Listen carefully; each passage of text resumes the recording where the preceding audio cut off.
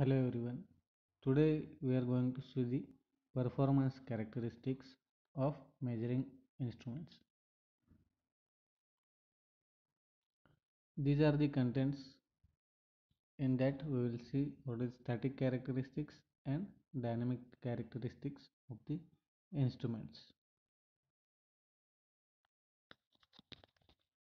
A specific measurement can be done using various measuring instruments.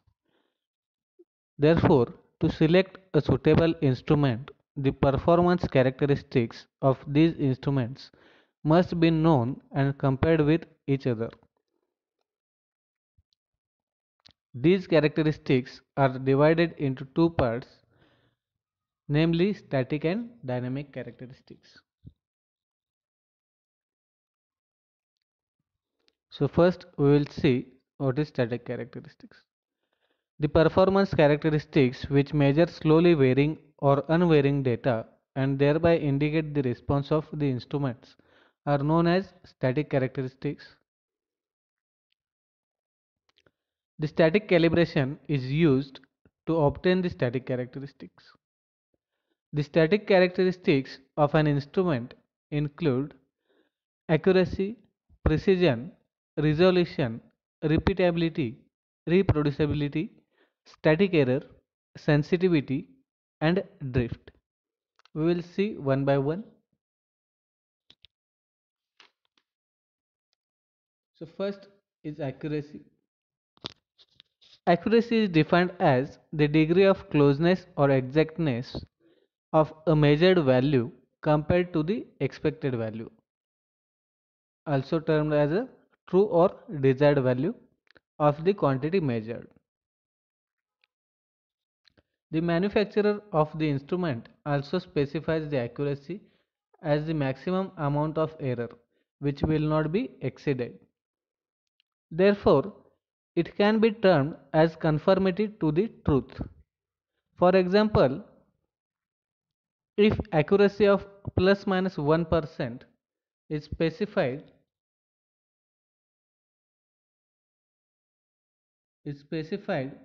for a 100 volt for a 100 volt voltmeter, the true value of the voltage lies between true value of the voltage lies between 99 volt and 101 volt with maximum error for any observed value or reading not exceeding plus minus 1%,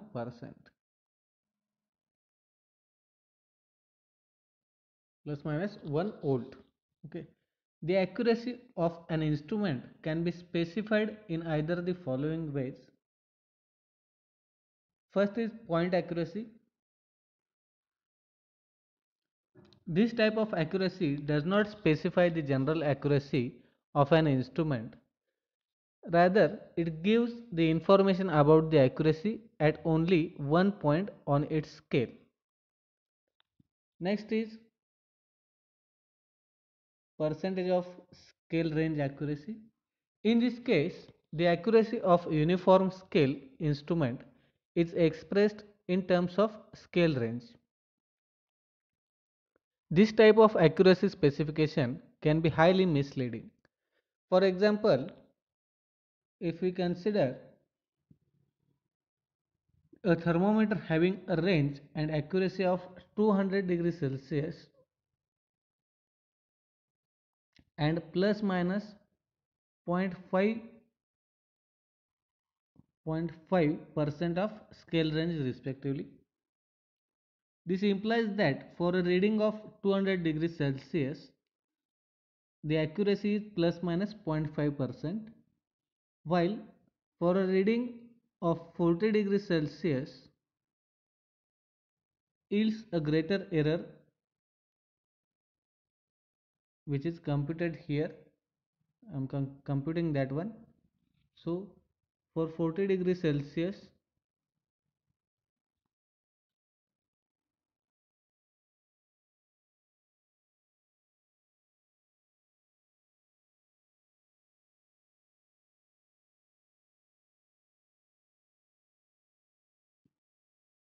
it is 200 upon 40 into 0.5, so it becomes 2.5%. So here this type of accuracy specification is highly misleading. And third one is percentage of true value accuracy. In this case, accuracy is defined in terms of true value of the quantity being measured. Hence, the errors are proportional to the readings, that is, smaller the reading, lesser the error. This method is considered the best way to specify the accuracy of instrument. The third one, the percentage of true value accuracy is best way. Next is precision. Precision means sharply or clearly defined. It is a measure of the degree up to which repeated readings in a group of measurements are similar, provided they are measured under same conditions. It is to be noted that a precise reading need not to be accurate or vice versa. Means it should not be like precise reading should be accurate or accurate reading should be precise. It is not like that. So precise reading need not to be accurate and vice versa. For example, consider a voltmeter having a very high degree of precision on account of its finely divided, incredibly sharp pointer and mirror backed distinct scales. Assume that this device can measure voltage to a value of 1 of 1000 of voltage, but the zero adjustment of the voltmeter is not accurate. Hence, the voltmeter yields high precise but not accurate reading due to the inaccurate zero adjustment. There are two characteristics of the precision, that is conformity and number of significant figures. For example, consider that the true value of resistance is given as 2 lakh 24 lakh 85,672 ohm. Okay, this is the true value of resistance, but it is indicated as 2.5 mega ohm when measured using the ohm meter. The ohm meter will consistently indicate this reading, and consequently, due to scale limitation, the instrument produces a precision error. It is evident from the above example that due to lack of significant figure, the result or measurement is not precise, though it is closeness to the true value implies its accuracy. Hence, conformity is necessary but not a sufficient condition for precision and vice versa.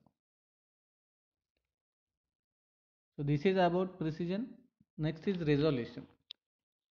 Resolution is also termed as discrimination.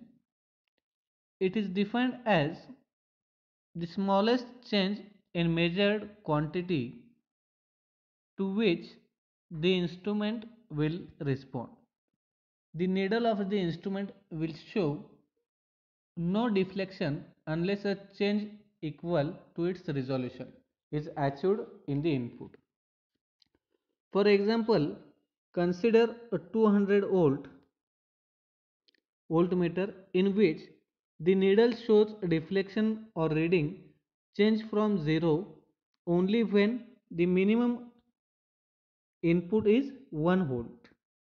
This instrument cannot be used to measure 50 millivolt because it gives the deflection from only 1 volt because its resolution is 1 volt. In general, there will be no effect on the instrument for any input or change in input less than 1 volt. Next is repeatability and reproducibility.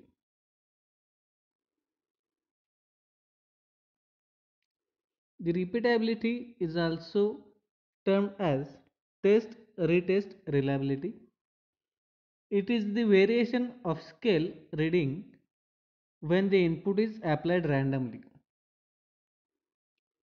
It provides the closeness with which we can measure a given input value repeatedly. Sometimes repeatability is also termed as inherent precision of the measurement equipment. If an input of constant magnitude is applied intermittently, the output reading must be same. Otherwise, instrument is said to have poor repeatability. And second is reproducibility. Similar to the repeatability, it is also same. It is also a measure of closeness with which we can measure a given input repeatedly when the input is applied constantly. However, it is measured over a period of time.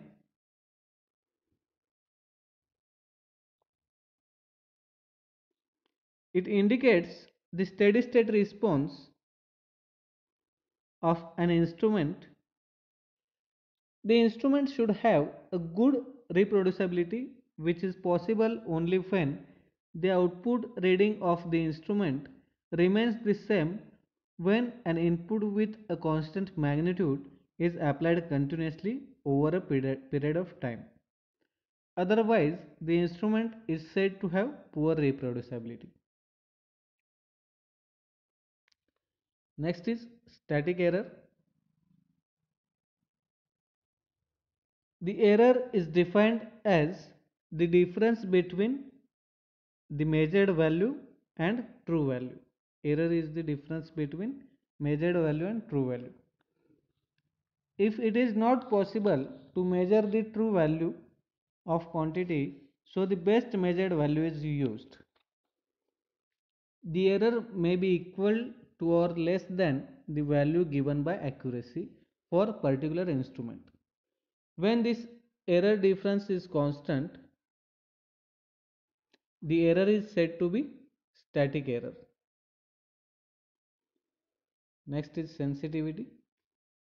It is defined as the ratio of change in output with respect to the change in input of the instrument. For example, consider a voltmeter in which input voltage Vi input voltage Vi changes by 0.2 volt. Then the output reading should also change by 0.2 volt, that is V0 output voltage. Therefore, the sensitivity is expressed as delta VO upon delta Vi. It represents how truly an instrument responds to a change in the input.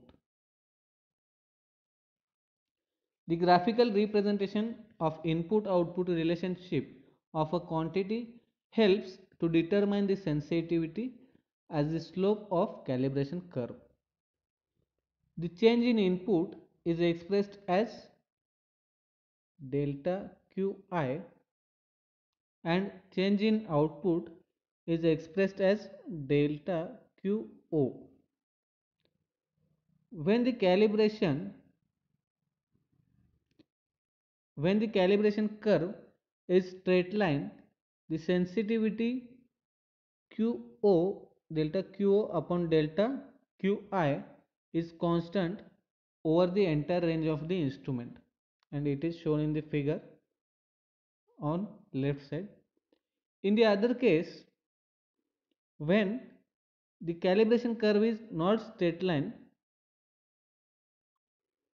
sensitivity is no more constant and It varies with input as shown in the right side figure. Here you can see this delta Q upon delta I Qi and the portion for this section both are different.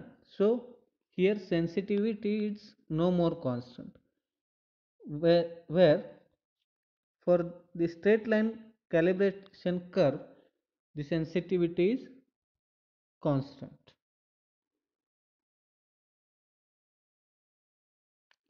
Next is drift. It is defined as the gradual shift in the indication of an instrument over a period of time during which the true value of quantity does not change. It is categorized into three types, namely zero drift, span drift, and zonal drift. That is zonal drift.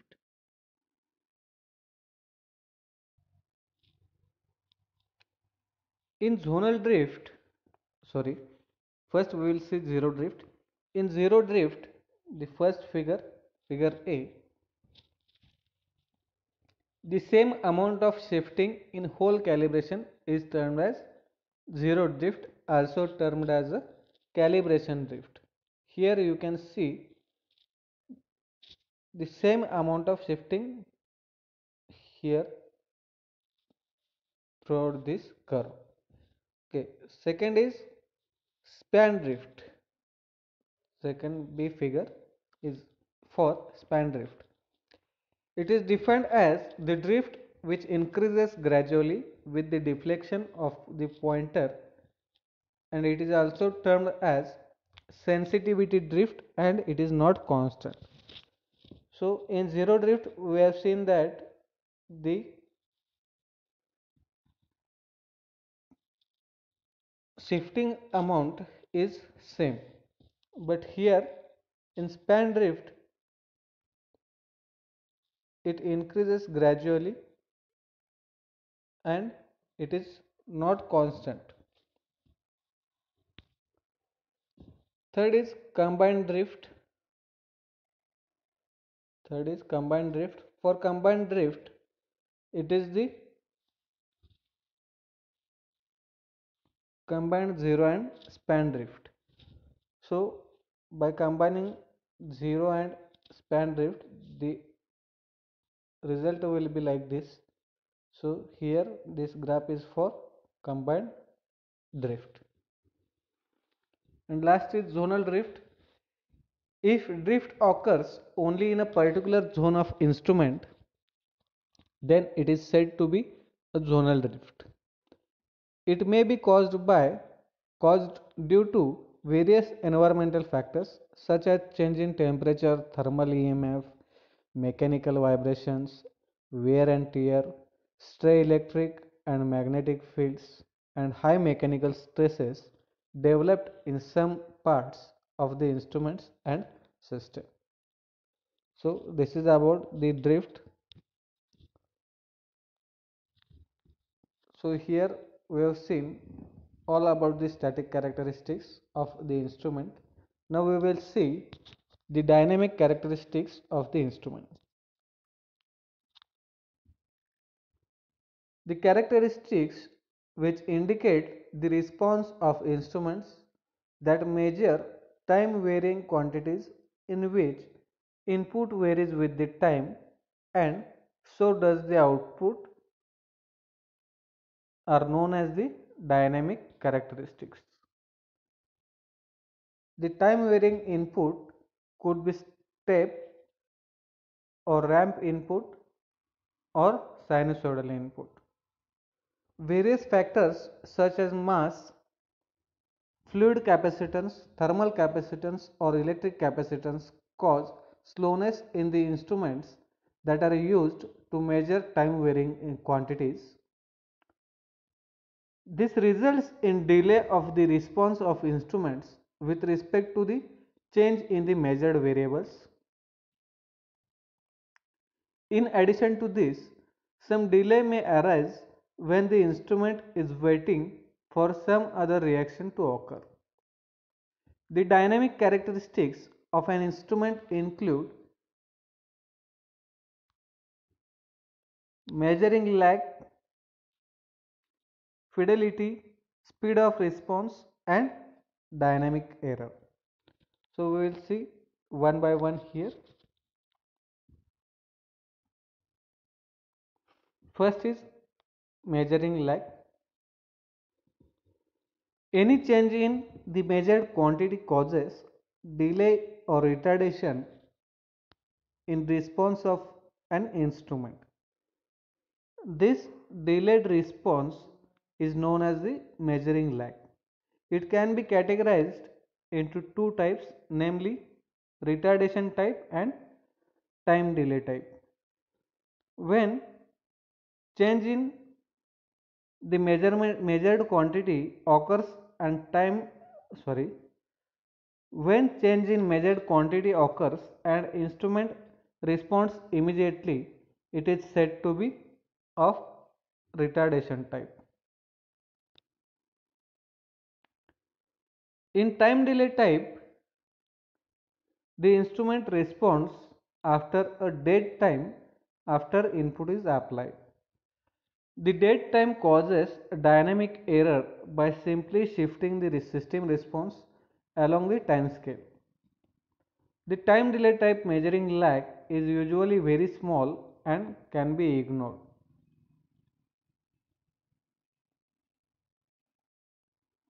When the quantity being measured varies quickly, the performance of the system is adversely affected by the dead time. Next is fidelity. The quality of reproducing faithful values is known as a fidelity. It is defined as the ability of an instrument to indicate the changes in measured quantity without the dynamic error. Next is speed of response. The quickness with which an instrument responds to changes in the measured quantity is known as the speed of response. Last is dynamic error. It is also called as a measurement error, and it is defined as the difference between the true value of a time varying quantity and the value indicated by the measurement system in the absence of static error. So in this video we have seen what is static and dynamic characteristics of the instruments. So thank you for watching this video.